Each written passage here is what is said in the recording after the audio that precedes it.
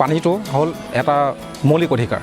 ছাত্ৰ ছাত্ৰীৰ বিশুদ্ধ খোৱা পানী পোৱাটো এটা মৌলিক অধিকাৰ। গতিকে তেওঁলোকৰ স্বাস্থ্য আৰু মন মগজুৰ বিকাশ হ'বলৈ হ'লে বিশুদ্ধ খোৱা পানী লাগিবই।